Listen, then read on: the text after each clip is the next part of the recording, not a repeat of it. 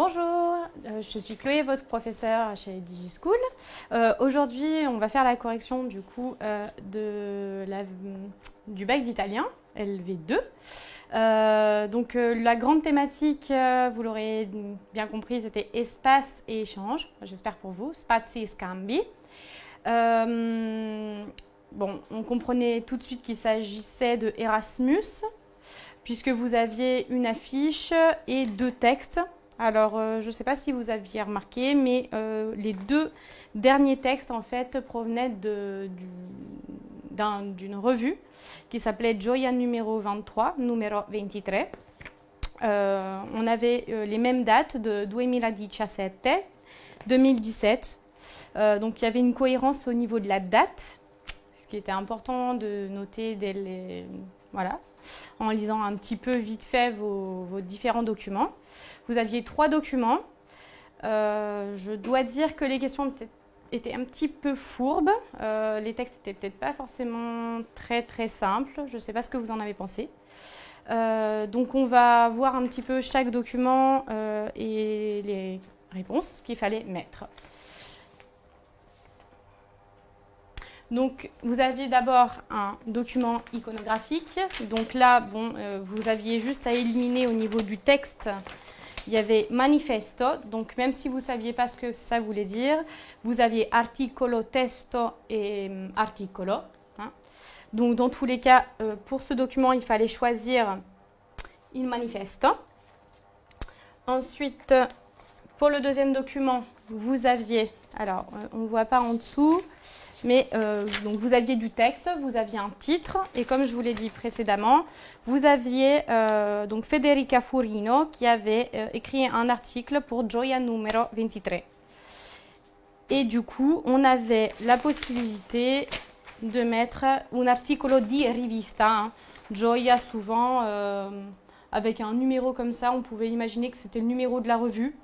C'est ce qui vous permettait de choisir plutôt articolo di rivista et pas articolo tout simple. Et du coup, pour le troisième texte, on va y arriver. Hop. Ça ne veut pas passer à la prochaine. Ouais, voilà, super.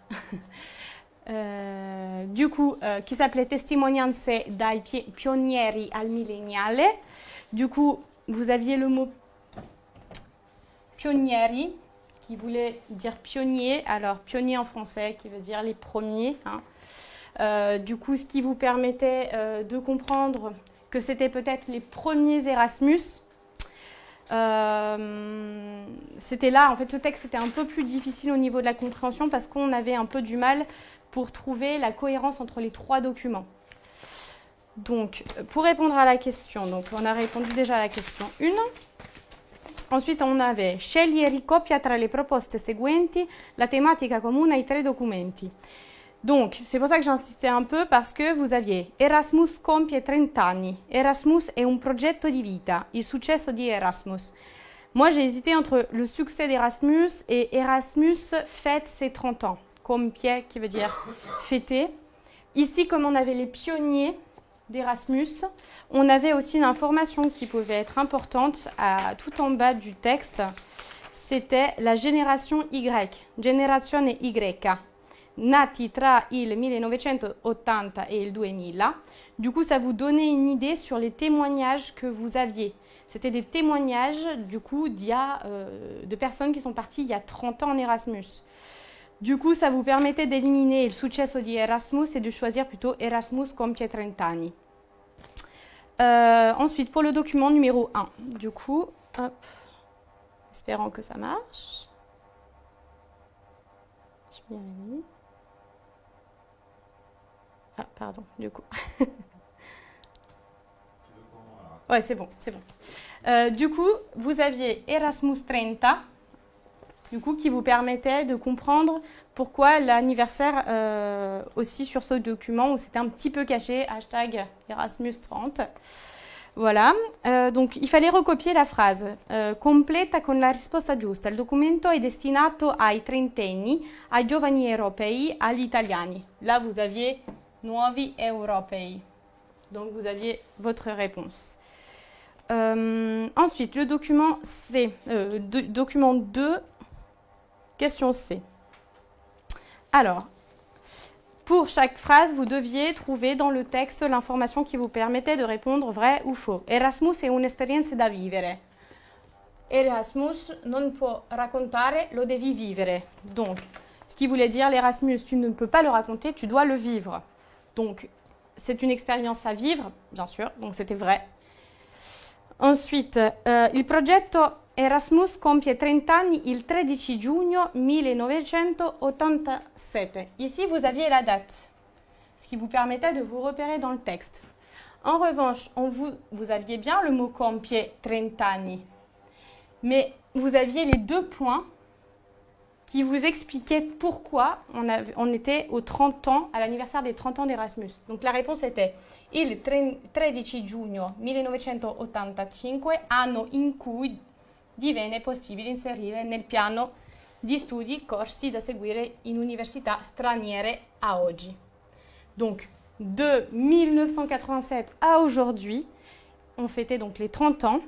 Donc ça ne pouvait pas être, l'anniversaire ne pouvait pas y être il y a le 13 juin 1987, puisque c'est aujourd'hui. Donc c'était faux, et du coup vous aviez cette phrase pour justifier. La C, all'inizio partecipare all'Erasmus era facile. Donc on avait juste après les pionieri partiti qui vous permettaient de savoir comment les premiers étaient partis et dans quelles conditions. Per l'avventura della vita, donc pour cette aventure de vie. On parlait de in modo rocambolesco, donc plutôt rocambolesque, donc c'est plutôt fastidieux. Il fallait faire des demandes par fax et en croisant les doigts. Donc con le dita incrociate. Donc si on croise les doigts, c'est plutôt que c'est difficile. Donc c'était faux. La question D. Le destinazioni ottenute erano queste scelte da giovani. Ensuite, vous aviez, donc on vous parle d'une série d'examens qui n'étaient pas forcément faciles. Et ensuite, on dit que accettando destinazioni di europea ancora di là da venire, senza sapere le lingue o parlando le maluccio. Mais l'important, con l'idea che quel viaggio avrebbe fatto la differenza. Donc non, ils ne savaient pas forcément, puisque c'était des langues qui ne parlaient pas forcément très bien, donc ça veut dire qu'ils n'ont pas forcément demandé le pays et qu'ils n'ont pas obtenu surtout le pays qu'ils désiraient. L'important, c'était de partir à l'étranger. Du coup, c'était, si je relis la question, ce n'était pas celle choisie, donc c'était faux. Il progetto Erasmus più nel 2015 ha arricchito il progetto Erasmus. Donc là, on parlait de il progetto Erasmus più ha permesso, il a permis, donc a 678.000 europei di studiare, formarsi, lavorare o fare volontariato all'estero. Du coup, c'était vrai. Voilà, pour la question D. Réponds aux questions en citant le texte. Donc, on va prendre le document 3. Il progetto di Fabrizio Leoni era quello di volere andare a Lisbonne. Alors, vous aviez au départ, on parle de l'université de Paris, di Università a Parigi. Ensuite, on vous parle de à Lisbonne. Alors, il fallait faire comprendre un peu pourquoi on parlait de Lisbonne et de Paris entre les deux. En fait, il désirait. Il avait, ici, il y avait une erreur. Ce n'était pas in, mais un. Il y avait une petite coquille dans le texte. Du coup, un chiodo fisso, on vous donnait la définition. Hein, donc, c'était une idée fixe. Il voulait où? Aller à l'université de Paris.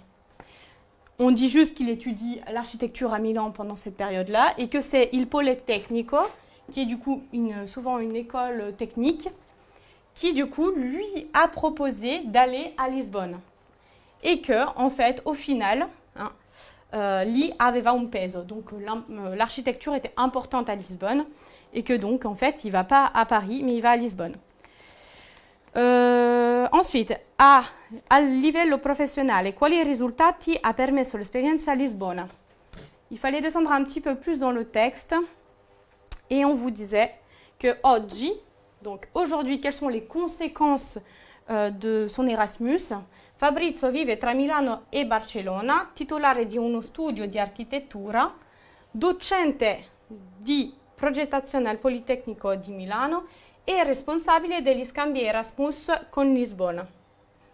Donc voilà quelles étaient les conséquences sur son travail aujourd'hui. Quali sono i 3 aspetti nella testimonianza di Fabrizio che rendono il progetto Erasmus con un'esperienza formativa? Donc, quels sont les 3 aspects du témoignage de Fabrice qui rendent le projet Erasmus une expérience formative? Donc, c'était un petit peu plus des conseils qu'il donnait aux prochains Erasmus, aux futurs Erasmus. Donc, il y avait... alors, on avait il primo qui vous permettait, le premier conseil qu'il vous donnait. Ensuite, on voyait il secondo, ici. Et ensuite, on n'avait pas de 3e petit point. Donc, j'ai trouvé cette question un peu bizarre de mettre 3 alors qu'il n'y avait pas 3 écrits primo, secondo et terzo. En revanche, il y avait assez d'idées pour que vous puissiez mettre 3 idées bien distinctes. Donc, moi, j'ai répondu que l'important, c'était, du coup, de bien avoir sulla base di un progetto di vita. Donc, scegliere sulla base di un progetto di vita. Donc, l'important, c'était d'avoir un premier objectif de travail. De ne pas penser seulement aux études, mais surtout de mettersi alla prova, fare esperienza, mangiare, amare, conoscere gente. Et le tout vous permettait de multiplier les énergies. Donc voilà, on pouvait peut-être mettre 3, ou alors est-ce que vous avez peut-être mis que mettersi alla prova, c'était une possibilité, fare esperienza une seconde, conoscere gente une 3e. Je ne sais pas comment vous avez pu mettre 3 idées. Je pense que l'important, c'était de bien comprendre où ça se situait, de bien justifier et d'avoir 3 éléments différents. Ensuite, la question c'était « In che modo Sara Casteggini ha conosciuto il progetto Erasmus ?» Donc là, on parlait, c'était un autre témoignage. Et on avait Sara Casteggini qui avait 24 ans. Ensuite, donc on vous demandait exactement quels ont été, comment elle a connu ce projet Erasmus. Et donc là, on avait la scoperto. Donc elle l'a découvert comment? Vedendo partire suo fratello e sua sorella più grandi.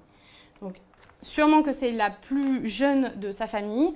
Elle a vu ses frères et sœurs partir à l'étranger et c'est comme ça qu'elle a décidé en fait de partir plus tard. Donc elle connaissait déjà le projet Erasmus. Ensuite, on vous demande quali sono le 3 difficoltà che Sara ha incontrato durante la sua esperienza. Donc il fallait aller un peu plus loin. La cosa più difficile è stata, et donc la chose la plus difficile a été di uscire dalla mia zona di comfort, donc comfort zone en anglais, dire agli altri, donc c'était sortir de sa zone de confort. On vous donnait un exemple. Tutto era diverso, tutto diverso lì, sono explicite, et aussi anche il modo in cui studiano. Donc finalement tout était différent. Elle a eu du mal un petit peu à trouver, à se faire des amis. Ça a été un peu compliqué pour elle. C'est ça qui l'avait perturbée. Ensuite, il progetto Erasmus ha permesso a Sara di eccellere nel campo giuridico. Donc ici, on vous parlait, mi sono iscritta alla GESAP International Law Competition, qui était la compétition la più prestigiosa di diritto internazionale, parce qu'on vous disait qu'elle faisait giurisprudenza, qui est du droit. Et qu'est-ce qu'elle avait? Ça lui a permis même de vincere il round nazionali et elle a reçu il premio come migliore oratrice. Voilà pour le document 3. Pour la question E, ricopia le frasi che sintetizza meglio i 3 documenti. Donc vous aviez l'Erasmus è una forma di turismo culturale e sociale che permette un'apertura sul mondo. C'était vrai, on a une sorte de tourisme, c'est pas vraiment du tourisme, c'est pour ça que je me suis méfiée. C'est quand même social et une ouverture sur le monde. Ensuite, vous avez la possibilité de l'Erasmus è un'esperienza professionale per i giovani nel mondo che arricchisce le loro competenze. Donc oui, c'est vrai que professionnellement, ça pouvait enrichir leurs compétences de partir. Est-ce qu'il n'y avait qu'un aspect professionnel? là, justement, dans le témoignage, on vous disait que c'était important aussi de manger, de vous créer des amis, de multiplier les énergies. Donc, vous pouviez avoir un doute. E la dernière, qui me semblait la plus appropriée, l'Erasmus è un'esperienza di studio e di vita attraverso l'Europa per giovani studenti che desiderano realizzare i loro progetti. Donc c'est vrai que vous avez l'idée d'études, de traverser l'Europe et aussi de réaliser vos projets. Donc c'était la plus condensée, celle où il y avait le plus d'idées, et c'est pour ça que c'était mieux de choisir la dernière phrase. Au niveau des expressions écrites, du coup, la complexité, donc bon, c'était assez sympathique, je trouve, ça donnait envie de rédiger. Vous aviez soit l'une, soit l'autre. La première, c'était Vuoi partecipare a un progetto Erasmus in Italia? Scrivi una lettera di motivazione per spiegare le ragioni della tua scelta. Bon, il fallait juste expliquer pourquoi éventuellement vous voudriez aller en Erasmus. Donc vous pouviez prendre votre cas, hein, peut-être que vous avez envie de voyager dans vos études. Quelle serait votre source de motivation? Et du coup, ce qu'il fallait faire attention, c'était la forme. C'était une lettre de motivation. Du coup, c'était important de bien mettre des cordialmente, chère madame, peut-être, hein, egregio signorina, signora, etc. Mettre des petites formules de politesse, peut-être la date, vous pouviez imaginer, c'est une lettre. Hein. Donc voilà, tout ce qui était en rapport avec la lettre. La seconde thématique que vous avez pu peut-être choisir, secondo te qual è l'interesse per un giovane studente di viaggiare in Europa? Illustra con esempi. Donc, vous aviez des textes avec des exemples, vous pouviez prendre des exemples dans le corpus. Et la question c'était, selon toi, quel est l'intérêt pour un jeune étudiant de voyager en Europe? Donc ça rejoignait un petit peu la première idée. Là, c'était plus de l'argumentation. Pourquoi un jeune peut vouloir partir en Europe? Voilà. Je pense que j'ai traité à peu près tout. J'espère avoir été claire. Et puis, si vous avez des questions.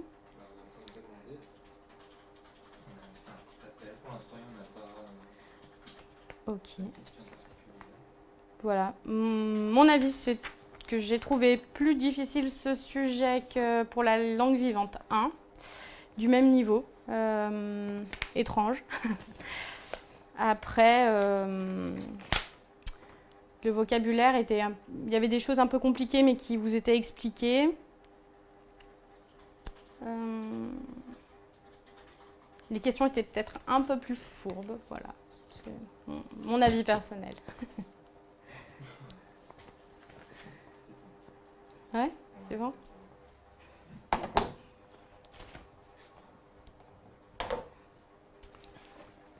À très bientôt.